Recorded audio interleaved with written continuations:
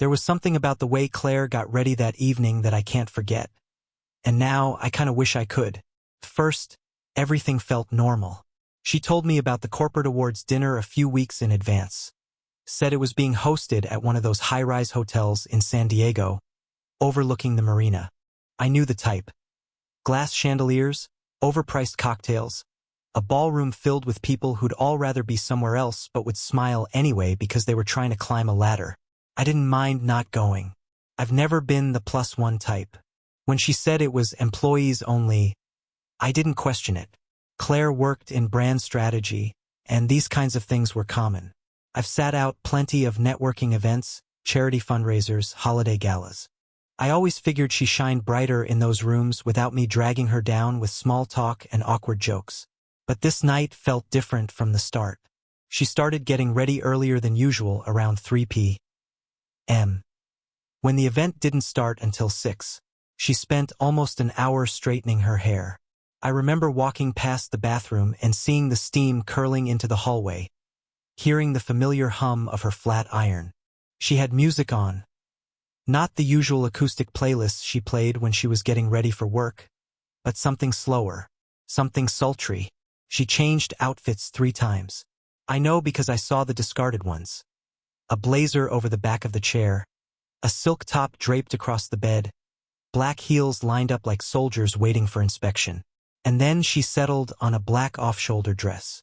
Tight, elegant, minimal. I'd never seen it before. I said, "That new?" She paused just long enough before answering. "Got it on sale last week. You like it?" It wasn't really a question. More like a deflection with lipstick. I nodded and said she looked amazing. She did. That was the problem. Around 5:20. She came downstairs with her bag in one hand and the keys in the other. She gave me a quick kiss on the cheek and said, "Don't wait up, okay? These things go late." I smiled and told her to have fun. And that would have been the end of it. Just another night, just another event. If not for one stupid, small thing. She forgot her tablet. Again. It was sitting on the armrest of the couch. I didn't even realize it at first. I turned on the game, poured myself a glass of wine, and settled in for a quiet night. Somewhere around the bottom of the second quarter, I heard the familiar buzz. I looked over, thinking it was my phone, but it was hers. The screen lit up with an incoming call. Drew Wineglass, just like that, right there, center of the screen. His name, a wine glass emoji, and a number I didn't recognize. My stomach tensed, like my body understood something my brain wasn't ready to process. I wasn't snooping. I didn't unlock anything or dig. The tablet was just sitting there, buzzing in my living room, and I stared at it like it had just whispered something obscene. I let it ring out. The name haunted me. Drew. I didn't know a Drew. I tried to recall if she had ever mentioned that name in the past, even in passing. Nothing came up. The wine glass emoji. That's what threw me. Not a work number. Not a standard contact. This was personal. Familiar. Friendly. A minute passed. Then the front door opened. Claire stepped in, heels clicking softly on the tile. "Forgot my tablet," she said, breezing past me. Her eyes landed on the device in my hands before she even looked at my face. "Oh," she said casually, like it meant nothing. "That's Drew. He used to be one of my clients back in the marketing days. He still sends me dumb stuff sometimes. Memes. Wine jokes. Harmless. Harmless." She walked right up, took the tablet gently from my hands, and smiled like she had just explained why there were dishes in the sink. Then she kissed me on the temple. A soft, practiced move, and turned toward the door like she had somewhere better to be. "You good?" she asked, keys jangling in her hand. I nodded. She left. The door clicked shut, and the house felt off, like the kind of quiet that doesn't come from absence, but from something missing that you didn't even know was gone. The tablet still buzzed in my head long after she'd driven away. Drew Wineglass repeated in my brain like a song lyric I hated but couldn't forget. I tried to convince myself it didn't mean anything. Claire was beautiful, smart, successful. She had a lot of contacts, old clients, people who stayed in touch. Maybe Drew was just one of them. Maybe the wine emoji was some inside joke, the kind that made sense in context. Maybe the tablet had rung at the exact wrong time, and maybe my brain, wired by too many stories, too many internet threads, was connecting dots that didn't need connecting. But still, there was a shift that night, a tiny tear in the fabric. Something invisible but unmistakable. I barely watched the rest of the game. I just sat there, wine glass in hand, feeling like a stranger in my own living room. Later, when I climbed into bed, I noticed her wedding ring sitting in the little dish on her nightstand. She always wore it to events. Always. Maybe she forgot. Maybe her fingers were swollen. Maybe I was being paranoid. But when I laid my head on the pillow, I noticed the faint scent of perfume on her side of the bed. Not the usual one I bought her for our anniversary last year. Something different, stronger, muskier. That was when the chill really set in. Not a storm, not a hurricane, just a subtle drop in temperature. Like something had cracked a window, and now the cold was slowly, quietly coming in. I didn't bring it up the next day, or the next.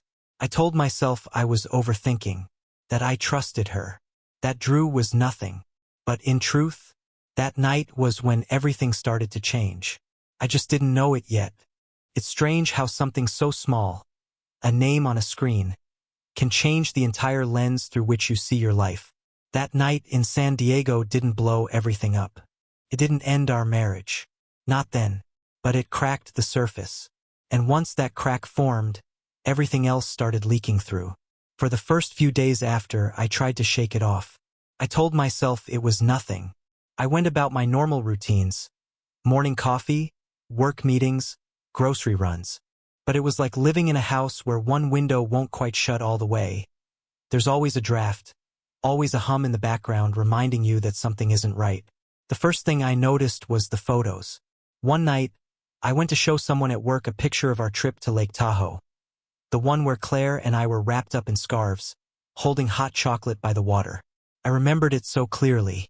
But when I opened our shared cloud album, it was gone. Not just that picture. Everything. Wedding photos, anniversaries, beach vacations, wiped. The folder still existed, but it was empty. I asked Claire about it casually, trying not to sound like I was accusing her of anything. She barely looked up from her laptop. Oh yeah, I did a digital reset. Got tired of having everything everywhere. Trying to simplify. Don't worry, I saved everything on a flash drive. A digital reset. At the time, I nodded. But later, the phrase kept echoing. People clear clutter, not memories. And Claire had always been the sentimental one. She was the reason we had scrapbooks in the first place. Suddenly she wanted a reset? I started keeping a mental list of things like that. Things that used to feel like quirks or coincidences, but now didn't sit right. Her wedding ring, for instance. She used to love it. A simple gold band with a thin diamond row. I caught her staring at it once right after we got married, twirling it like it was the most precious thing in the world. But now she forgot it all the time. Once, she said her fingers were swollen. Another time, she claimed she didn't want to risk losing it at work. Eventually, she stopped offering excuses altogether. I'd notice her hand bare at dinner, at parties, on the couch next to me while we watched Netflix. And then there was the laundry. I'd never paid much attention to what she wore underneath. I mean, not unless it was for a special night. But one afternoon, I was folding clothes and noticed 2 pairs of lace underwear I didn't recognize. They weren't her usual style. Too sheer. Too revealing. I might have thought she bought them for me, but she'd never worn them around me. Not once. A few days later, I spotted a new perfume bottle in the bathroom. Unfamiliar scent. Expensive brand. Not the one I'd gotten her for Christmas. When I asked about it, she said she got it as a work gift from a client.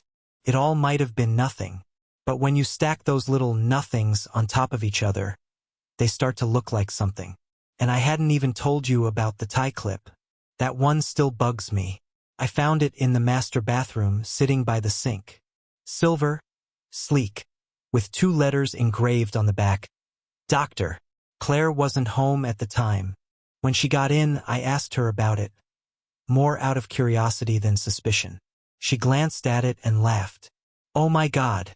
That's from April Fool's Day. The girls at work gave everyone fake monogrammed gifts.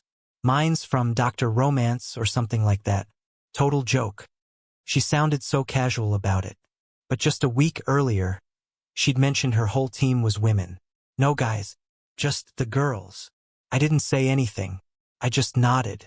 From that day on, I started paying more attention, not like a detective, not yet. Just carefully, subtly. Like I was watching a movie I'd already seen but now realizing I missed something the first time around. She started shutting her laptop when I entered the room. She never used to do that.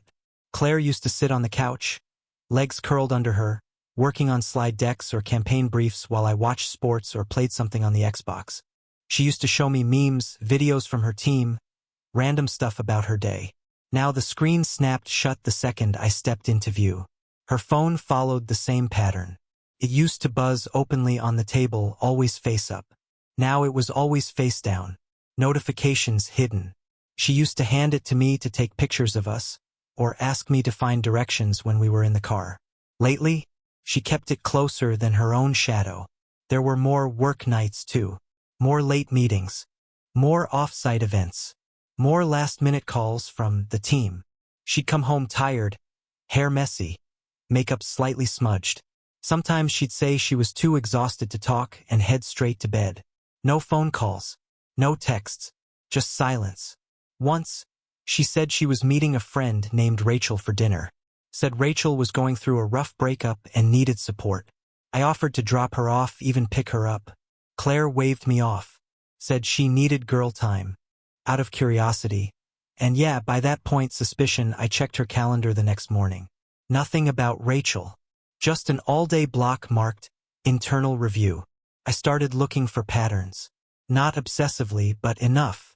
When she claimed to be at work, I noticed she didn't log into our shared streaming accounts from her phone anymore. She used to do that on lunch breaks. I noticed new charges on our joint card from restaurants she never mentioned. I noticed her work badge had been left at home during one of her late nights, even though she needed it to access the building. I didn't confront her. Not yet. Part of me was afraid of what I'd find. But the other part, the part that stayed up at night running through every conversation, every excuse, every flicker of hesitation in her voice, that part already knew. It wasn't just paranoia anymore. It wasn't jealousy. It was something quieter, something colder. Like standing in a room where the wallpaper looks the same but the walls have shifted behind it. I started sleeping lighter. I'd hear her phone vibrate at 1 a.m. and pretend to stay asleep. Once, I saw the screen flash in the dark. The message preview said, "Can't stop thinking about last night." No name, just that. She rolled over, grabbed the phone, and took it with her into the bathroom. The light stayed on for 15 minutes. When she came back, she didn't say a word. I didn't either. That became my strategy. Don't ask. Just watch. Listen. Wait. I started taking **TS of receipts and calendar entries. Saved them in a private folder on my laptop. I began backing up the photos she hadn't deleted yet from our cloud storage. Not for revenge. Not to trap her. Just to hold onto something, the truth, whatever was left of it. I started running into people we used to hang out with. Old couple friends. Some of them looked awkward. Some said Claire had been distant lately, not returning calls or texts. Maddie, her college roommate and bridesmaid, said she hadn't heard from her in weeks, which was odd, because Claire had told me she had lunch with Maddie just the week before. It didn't add up. Nothing did. One night, I was doing laundry and found a receipt in her coat pocket. It was from a wine bar downtown. Not the kind we went to together. This one had a rooftop view and a reputation for being **mate, couples, cozy seating, mood lighting. The date matched one of her networking mixers. That was the night I stopped hoping I was wrong. Because I wasn't. It was 2:11 a.m. when I realized I wasn't going to sleep that night.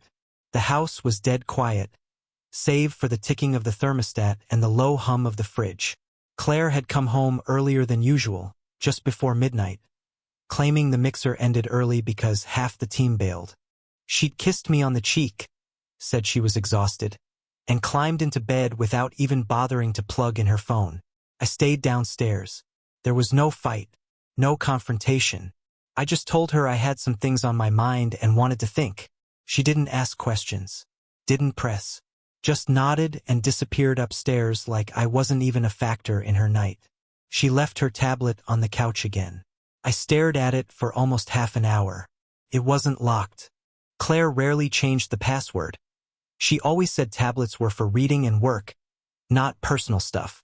But that night, something told me she'd slipped. Maybe she was too tired. Maybe she just didn't care. At first, I didn't touch it. I kept my hands folded in my lap like I was praying, or too afraid to act. I stared at the blank screen, heart pounding harder than it had any right to. I wasn't even sure what I was hoping to find. Proof? Relief? Something to justify the weight sitting on my chest? I finally reached for it. The screen blinked on without a password. Just a basic home screen, a couple apps, calendar reminders, nothing suspicious. I hesitated. My thumb hovered over the mail icon, then tapped once. Emails loaded slowly. The house had dead spots, and the tablet hadn't synced in a few hours. And then there it was. Subject line, retreat for 2, final confirmation. My stomach dropped. It was a confirmation email from a private resort, tucked along the Northern California coast. Wine country, spa packages, private oceanfront bungalows, couples massage, candlelit dinners for 2. I tapped the attachment. The screen expanded into a clean, corporate-looking PDF, a reservation itinerary under the name C. Miller. Her maiden name. Dates. Friday through Sunday. The same weekend she told me she'd be in Santa Barbara visiting a college friend who just had surgery. Below the itinerary was a short message. Just one sentence. Finally, just you and me. D. I sat there in silence. I reread the message 5 times. I zoomed in on the booking details.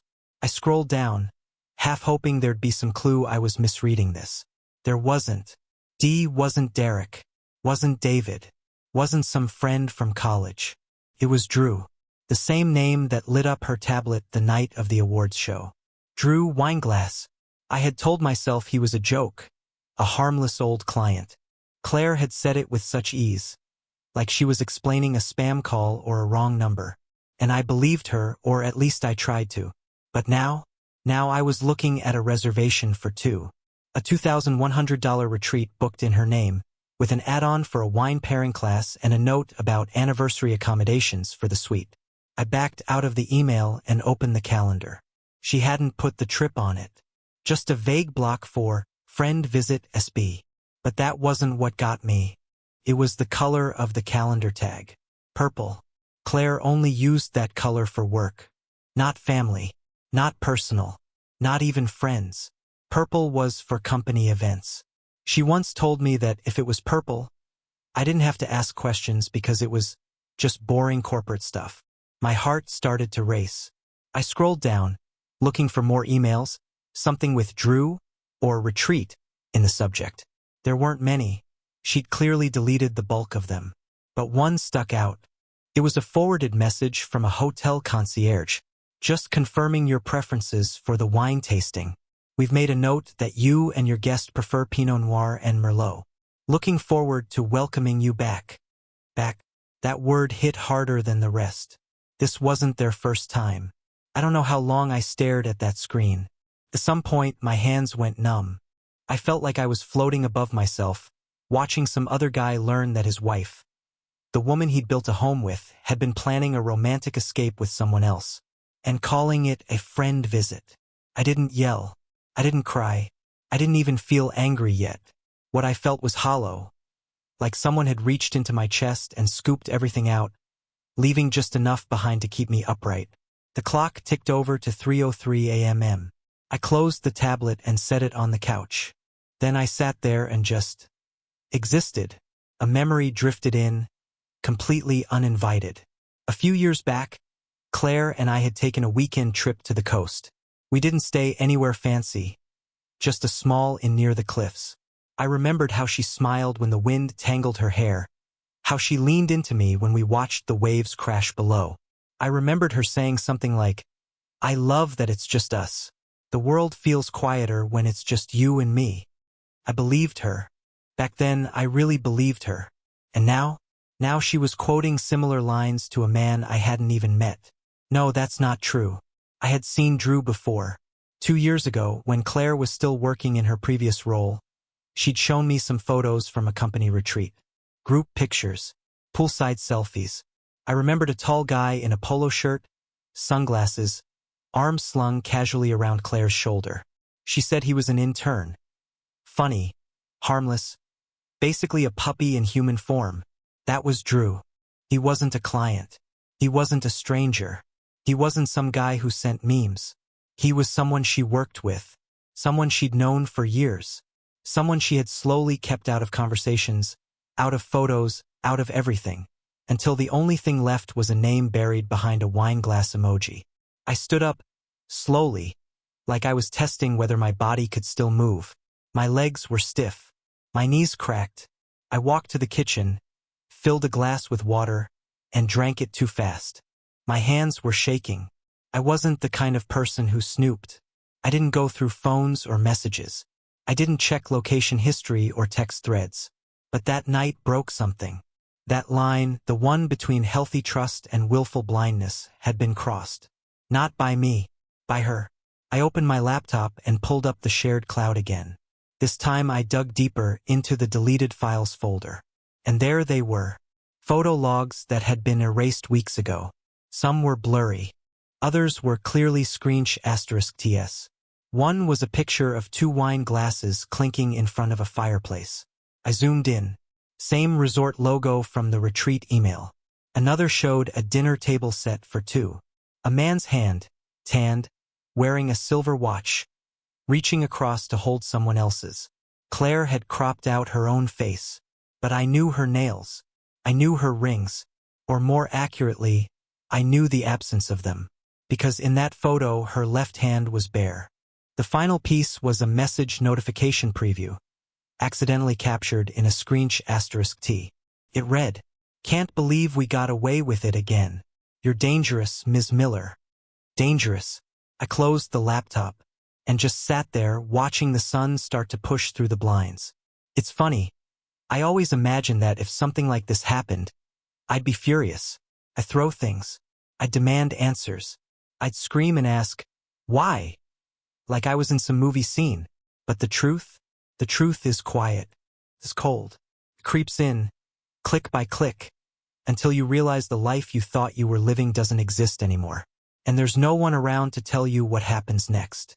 I didn't confront her that morning. Claire left for work like nothing had changed. She stood in the kitchen, scrolling through her phone, sipping coffee from the mug we got on our 10th anniversary. She asked if I'd be home for dinner. I said I wasn't sure. She nodded, kissed my cheek, and walked out the door with the same confidence she always had. The kind that comes from believing the ground beneath you will never move. The door closed, the lock clicked, and that was it. I stood there for a long time, staring at the spot where she'd been. No music playing, no dramatic pause, just quiet, the kind of quiet that feels deliberate. I didn't cry, I didn't shake. I felt oddly calm, like my body had already processed the grief before my mind caught up. All the chaos had already happened internally. What was left was logistics. I went upstairs and opened the closet. Her clothes were neatly arranged, color-coded the way she liked them. Dresses she wore to weddings we attended together. Jackets I bought her on trips she claimed were some of her happiest memories. I pulled out a suitcase, the large gray one with the broken zipper, and set it on the bed. I folded everything carefully. Not angrily, not fast, carefully. Each item felt heavier than it should have. Not because of the fabric, but because of what it represented. A version of my life that had already ended, even if she didn't know it yet. I packed shoes, toiletries, chargers, makeup bags. I even placed her tablet on top, screen facing down. Then I took off my wedding ring and set it on the nightstand. I changed the lock code before she got home. It felt symbolic, but it was also practical. The old code was our anniversary. It had been for years. I typed in a new one, random, meaningless. Numbers that didn't connect to anything we'd ever shared. I carried the suitcases into the garage and lined them up neatly by the wall. Not tossed. Not hidden. Visible. Intentional. When she came home that evening, I heard her before I saw her. The familiar rhythm of her steps. The jingle of keys. The pause when the door didn't unlock. She tried again. Then she called my phone. I watched it vibrate on the kitchen counter. Let it ring. Let it stop. A minute later, she knocked. Light at first, then harder. "Josh," she called. "Did you change the code?" I stayed silent. Eventually, she left. She came back the next morning. This time she looked different. No makeup. Hair pulled back without care. Wearing lounge clothes like she hadn't planned on being seen. She knocked again, slower this time. I opened the door. She looked past me immediately, scanning the house like she expected to see something broken, something thrown, something loud. "What's going on?" she asked. "Why are my things in the garage?" I didn't raise my voice. I told her I knew about the retreat, about the reservation, about Drew, about the lie in Santa Barbara. I told her I'd seen the messages, the photos, the name she thought she'd hidden well enough. She opened her mouth, then closed it. I finished with one sentence. "You said I was the mistake of your youth," I said. "Mistakes don't stay. They leave." She didn't cry right away. She just stood there, processing the fact that the story she'd been writing no longer had a place for me, and that I'd turned the page first. I stepped back and closed the door, and for the first time since that night in San Diego, the house felt warm again. The morning after I locked her out, I didn't feel triumphant. There was no rush of power, no satisfaction. What I felt was closer to quiet. A long exhale after months of holding my breath. Claire didn't try the door again. She didn't call. She didn't text. She just disappeared, at least for a while. The first person who came to the house wasn't her. It was Maddie. Maddie, Claire's closest friend, her college roommate, her maid of honor. The one who used to come over and crash on our couch after late nights or flights. I hadn't heard from her in months. Claire said they grew apart. But seeing her standing on my front porch, holding a to-go coffee like a peace offering, I realized that might have been another lie.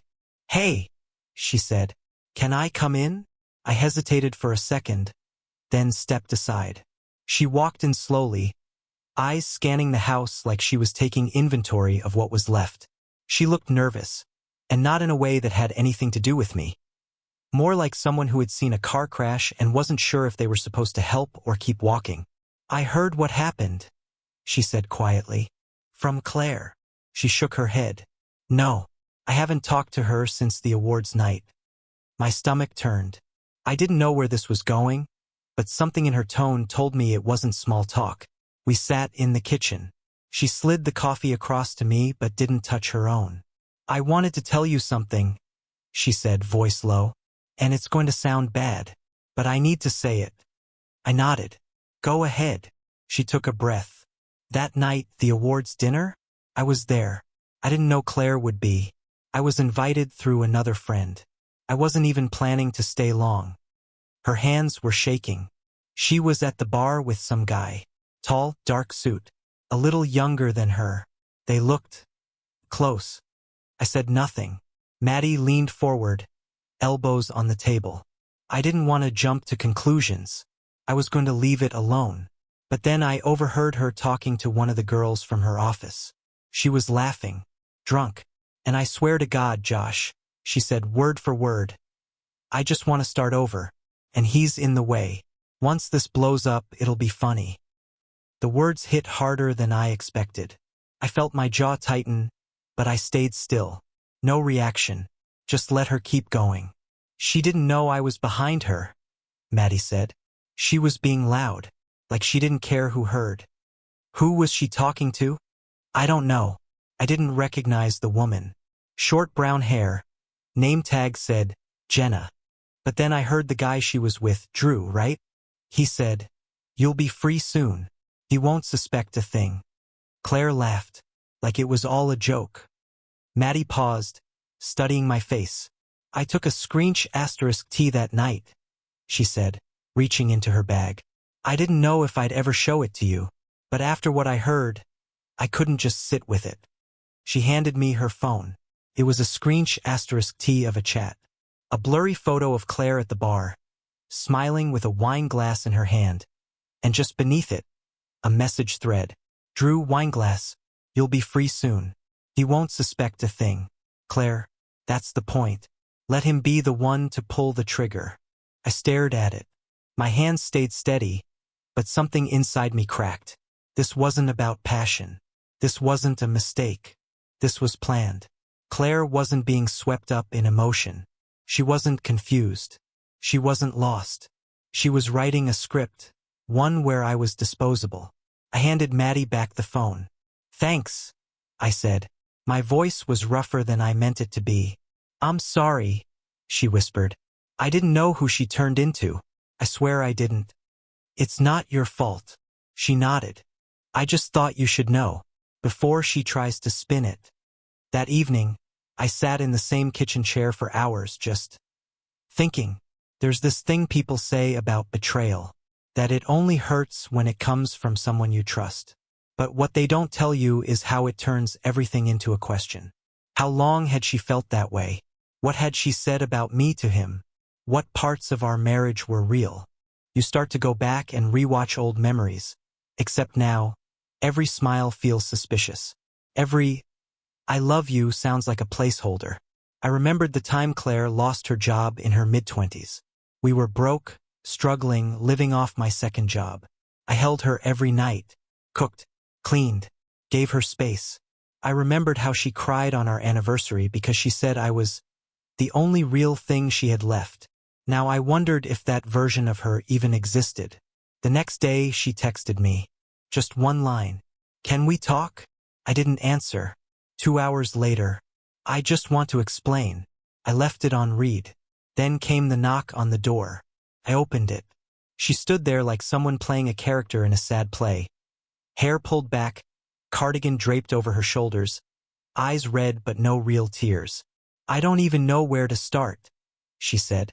Don't, I replied. She blinked. Josh, I know everything. She looked down, then back at me. You don't know what it was like. No, I cut her off. You don't get to make this about what it was like. You don't get to make me the obstacle. Her mouth opened like she wanted to argue or cry or retreat. I stayed calm. You didn't fall into something. You built it. You lied to me, then planned how to make me leave so you wouldn't feel like the bad guy. But you messed up. You made it too neat. And I don't want to be part of that script. She stepped forward. It wasn't real. Not like us. I raised my eyebrows. You called me a mistake. Her face changed. She knew I'd seen the chat.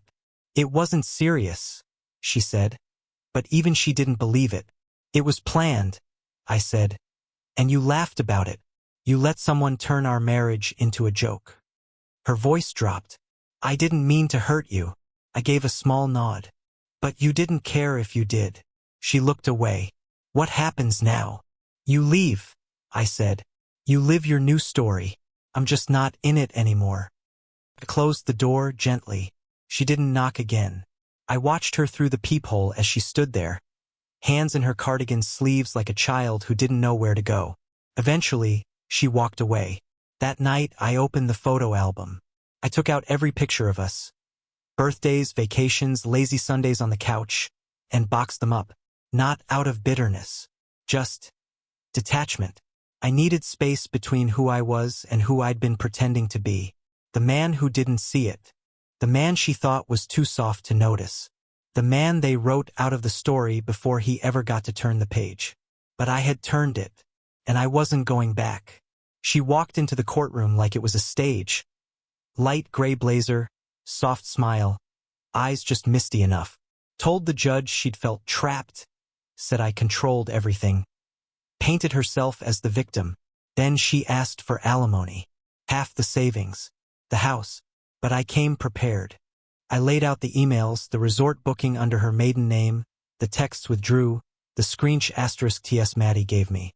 Most damning of all, an email Claire had sent to a friend. He's too good to leave. I need him to leave me first. The judge said little. He didn't need to. He froze the accounts and deferred all support claims. Claire didn't look at me when we left. I think, for the first time, she realized she'd lost the narrative. Weeks passed. I painted walls, donated clothes, changed passwords, reclaimed space. But one thing I kept, a sticky note she'd left on the fridge a year ago. Smile. You've got me. I framed it, a quiet reminder of who I was before I forgot my worth. Then, on a gray Saturday morning, she came back. No makeup, puffy eyes, same old sweater. She stood on the porch and whispered, "I made a mistake." But in that bar, she'd said 3 phrases that ruined it all. "He's in the way. It'll be funny. He won't suspect a thing." The door stayed closed. I didn't answer, and for the first time I didn't want to.